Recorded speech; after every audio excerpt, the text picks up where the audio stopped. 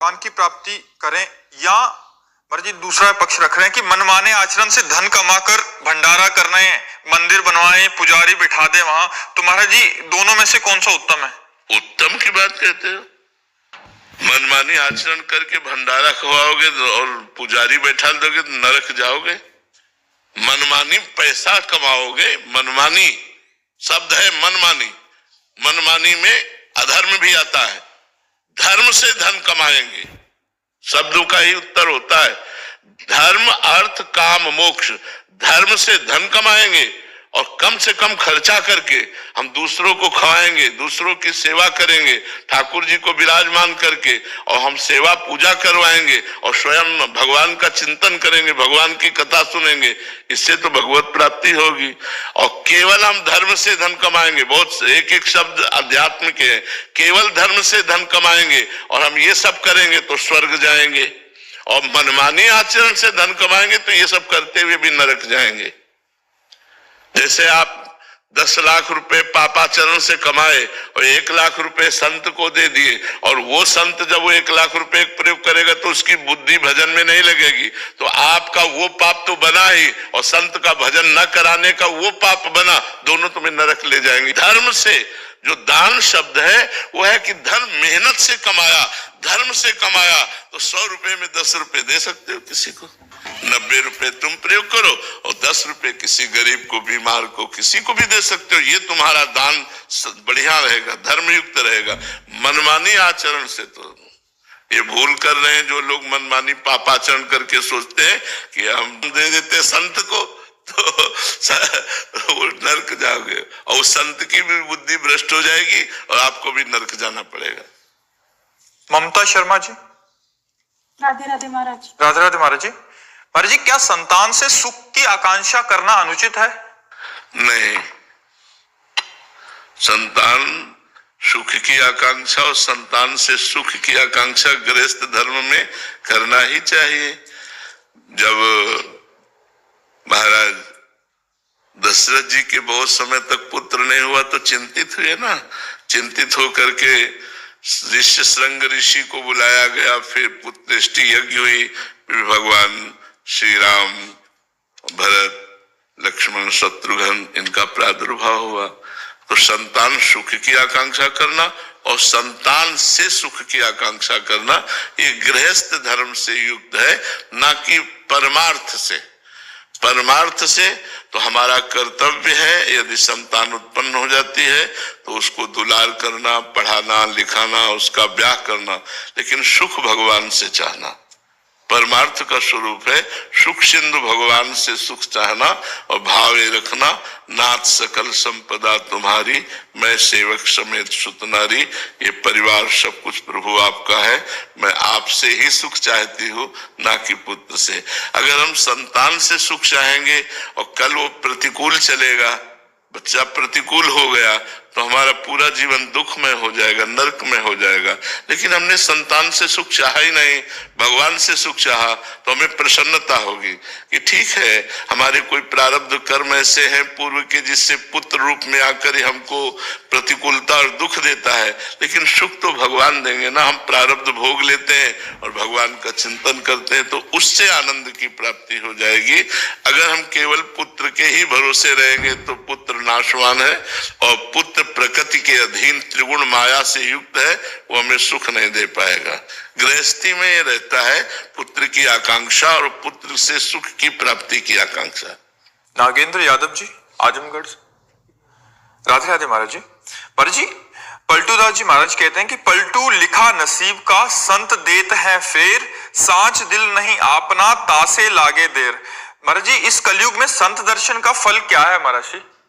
ये कह रहे हैं कि पलटू दास जी। कलयुग क्या, हर युग में पहला तो साधारण फल, संत दरस जिम पातक टरे, संतों के दर्शन मात्र से जो किए हुए पाप है वो नष्ट हो जाते हैं। गंगा पापम शशीतापम दैन्यम कल्पतरुष तथा, पापम तापम तथा दैन्यम हरति साधु समागमा। गंगा जी केवल पाप को नष्ट करते हैं, चंद्रमा ताप को नष्ट करता है, कल्पतरु दरिद्रता को नष्ट करता है। यदि संतों का समागम हो जाए, संतों से अपनापन हो जाए और हम उनकी आज्ञा का पालन करने लगे तो पाप ताप दरिद्रता तीनों का नाश हो जाता है। दरस परस अगनास बास निज संग करो दिन, तिनमुख हरिजस सुनत श्रवण मानो न त्रपित छिन, कलि अभद्र वर्णत सहस कलि कामादिक दोष सब। जितने कलयुग के दोष हैं वो सब संत समागम से नष्ट हो जाते हैं। पाप ताप दैन्यता ये सब नष्ट हो जाती है। एक महान आनंद की अनुभूति होने लगती है जब हमारा भगवान से संबंध हो जाता है। तो वास्तविक पूछो तो संत दरस का फल है कि आप भले गृहस्थी में रहें लेकिन स्वभाव से संत बन जाना। पारस और संत में यही अंतर है कि पारस किसी लोहे को छूती है तो वो स्वर्ण बना देती है, लेकिन संत का हृदय अगर किसी से छू जाए तो उसे संत बना देता है, उसे निष्पाप महाभागवत बना देता है। तो संत दरस से बढ़कर के गिरजा संत समागम शमन लाभ कछुआन। भगवान शंकर कहते हैं हे गिरजा, संत समागम से बढ़कर कोई लाभ नहीं है। एक महापापी भी महाभागवत बन सकता है। जैसे राधा वल्लभी संप्रदाय के एक महान पुरुष हुए हैं, चतुर्भुज दास जी उनका नाम था। वो भ्रमण करते रहते थे संतों की मंडली लेकर जगत पावन करने के लिए। तो एक जगह वो भगवत कथा कह रहे थे, तो उसमें एक धनी मानी के यहाँ चोरी करके चोर भगा। तो राज कर्मचारियों ने पीछा किया तो बहुत बड़ी सभा लगी हुई थी, वो बीच में जल्दी से जाके बैठ गया। राज कर्मचारी ने देखा तो इधर गया, लेकिन उन्होंने विचार किया यहाँ संत समागम में चोर क्यों रुकेगा, तो वहां से क्रॉस कर गए। और उस समय कथा चल रही थी कि जो संतों की शरण में आ गया और उनसे गुरु दीक्षा ले ली, उसका नया जन्म हो जाता है, पीछे के सारे पाप नष्ट हो जाते हैं। वो उसके दिमाग में बात बैठ गई। जब सब लोग चले गए तो पीछे उठा और जाकर के प्रणाम किया और बोला, महाराज पहली बार मैं जिंदगी में किसी संत के आगे हाथ जोड़ रहा हूं। आपकी एक बात सुनकर आपने कहा कितना भी बड़ा पापी हो, यदि वो संत समागम करे, संतों की शरण में हो जाए, संतों से गुरु दीक्षा ले तो निष्पाप हो जाता। क्या मैं निष्पाप हो सकता हूं? मैं जीवन भर हिंसा चोरी व्यभिचार गंदे आचरण करता रहा, तो उनका हो सकते हो। पहला नियम, झूठ नहीं बोलोगे। दूसरा नियम, अब चोरी नहीं करोगे।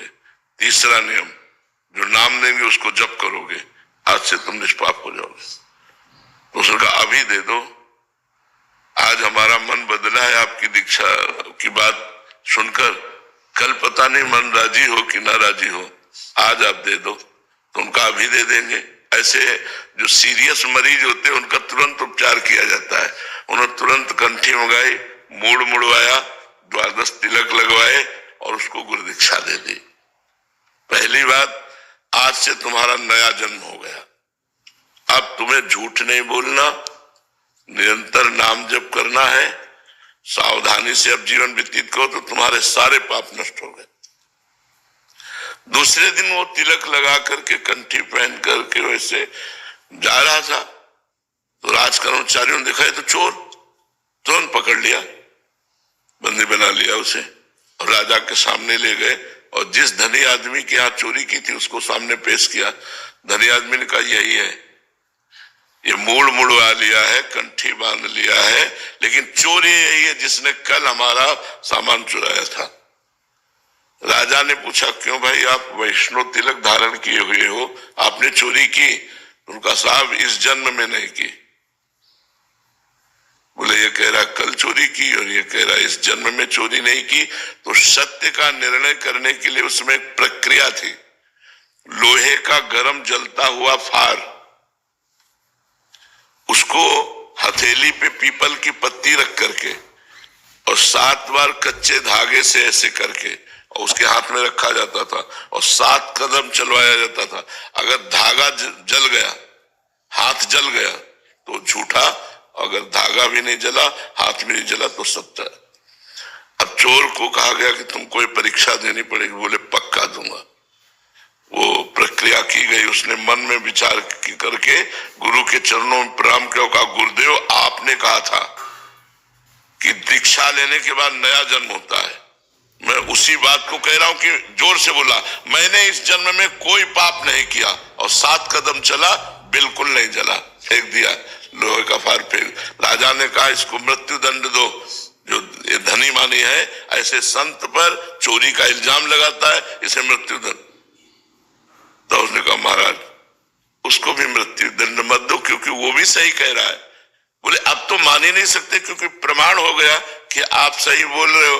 बोले महाराज मैं कल चोर था, आज नहीं चोर, कल चोर था आज। तो बोले तुमने कहा इस जन्म में पाप नहीं किया। बोले हाँ गुरुजी ने कहा था दीक्षा लेने के बाद नया जन्म होता है, तो मैंने इस जन्म में पाप नहीं किया। राजा बड़े प्रसन्न हुए और उन्होंने कहा अपने गुरुदेव के दर्शन कराओ। फिर वो चतुर्भुज दास जी के दर्शन करके वो भी उनका शिष्य हो गया। तो देखो संत दर्शन से घोर पापी नीच आदमी भी भगवान को प्राप्त हो सकता है, पक्की बात, इसमें कोई संशय नहीं है। संत दर्शन से संत स्वयं बन जाए तो सच्चा संत दर्शन माना जाता है। हमारे गंदे आचरण छूट जाए, हमारी गंदी भावनाएं सुधर जाए, हमारा नाम जब चलने लगे, हमें संसार के भोगों की चाह न रह जाए, यही संतों के दर्शन का फल है। किसका प्रश्न था, आप समझ पाए प्रभु? अमोल जी पुणे से। राधे राधे। राधे राधे महाराज जी। महाराज जी श्री गुरु की दीक्षा और अनुग्रह में क्या अंतर है? वैसे गुरु दीक्षा ही अनुग्रह है यदि हम उसको मान लेते हैं तो। अगर गुरु दीक्षा को हम गुरु कृपा मान लेते हैं, क्योंकि गुरु जी का जो जीवन होता है वो मंत्र होता है, नाम सुकृत धन अपनी जीवन अतिहित मान देत वरदान, वृंदावन हित बलि पद पावन, भक्ति प्रकाशत ज्यो जग भान, नमो नमो गुरु कृपा निधान, नमो नमो गुरु कृपा निधान। गुरुदेव ने नाम रूपी मंत्र रूपी अपनी पूरी जीवन शक्ति दे दी आपको, इससे बड़ा अनुग्रह क्या होगा। अब हम क्या करें, उस नाम का निरंतर जप करें तो प्रतिपल हमें गुरु कृपा का अनुभव होगा। अब नाम जपते नहीं, मनमाने आचरण करते हैं तो फिर गुरु अनुग्रह प्राप्त नहीं होगा।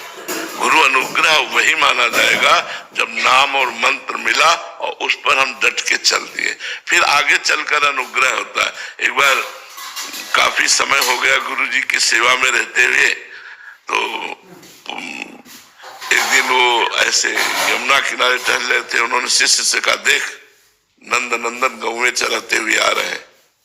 उनका गुरु जी हमको तो नहीं दिखाई दे रहा, तो ऐसे चपत रहे देखना, दिखाई देने लगा। तो जब गुरु सेवा और गुरु भजन और गुरु में समर्पण, तो दिव्य लीलाओं का दर्शन गुरुदेव कृपा करते हैं जब तन मन प्राण गुरुदेव के चरणों में समर्पण हो जाते हैं। कृपा तो उसी दिन से शुरू हो गई जिस दिन से उन्होंने नाम मंत्र दिया, पर जब तक हम नाम मंत्र नहीं जप करेंगे तब तक कृपा का अनुभव, कृपा का साक्षात स्वरूप है भगवान का साक्षात्कार हो जाना। जैसे हम एक उदाहरण में बताते हैं, एक बहुत बड़ी संत हुई है करमेती बाई जी, उनके पिता व्यासदेव जी थे।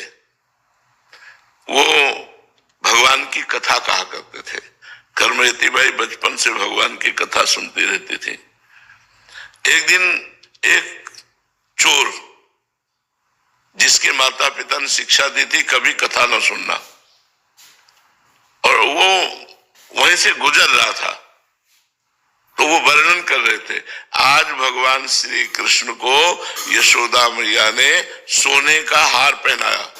सोने का, वो तो चोर था। सुनते ही कदम रुक गए। मैया ने फिर सोने की बाजूबंद पहनाई, फिर सोने का कंगन, फिर करधनी भी सोने की, आज लकुट भी सोने की दी, और लाला को गौएं चराने के लिए भेजा। आज क्योंकि भगवत लीला नित्य चलती है ना, तो उसे आज कह के ही कहा जाता है। वो तुरंत रुक गया, और जब सब कथा के भगत चले गए तो नजदीक गया और चाकू निकाली, कहा इस धनी का नाम बताओ। देखो गुरु कृपा तुम्हें बता, समझ गए। बोले ये हटाओ तुम चाकू, तुम इस धनी को क्या करोगे? बोले लूटेंगे। बोले तुम्हारी सामर्थ्य नहीं है कि इसको लूट सको। ये बड़े बड़ों को लूट लेता है, इसको तुम क्या लूटोगे? बोले बताओ, मैं कसम खाता हूं तब तक मैं पानी नहीं पीऊंगा जब तक इसको लूट नहीं लूंगा, क्योंकि आज तक मैंने जो ठाना है वो किया है। बोले अब हम बता देंगे तुम्हें। ये वृंदावन में रहता है, इसका नाम श्याम सुंदर है और ये नित्य गौवें चराने जाता है अपने सखाओं के साथ। तो बोले निश्चित लूटूंगा। बोले सुनो, अगर लूट तुम्हारी धमकी से न कब्जे में आवे तो माखन मिश्री दी, और कहा माखन मिश्री से खवा देला फिर लूट लोगे तुम। उन्होंने समझ लिया कि भगवान की इस जीव पर कृपा हो गई, क्योंकि इसने हट कर लिया कि पानी नहीं पीऊंगा जब तक लूट नहीं लूंगा। अब वो नंगे पैर वहां से वृंदावन का पता लगाते हुए आया। उस जब हम आए थे तब वृंदावन का और स्वरूप था, तो 500 वर्ष पहले तो और स्वरूप रहा होगा ना। हमें तो मान लो 27-28 वर्ष हो गए, तो वृंदावन का और स्वरूप था। 27-28 वर्ष पहले ही ये सब रोड नहीं थे, लाइट नहीं थी, इधर कोई निवास नहीं था, जंगल ही जंगल, बड़ा आनंद में था। उस समय तो जंगल ही जंगल।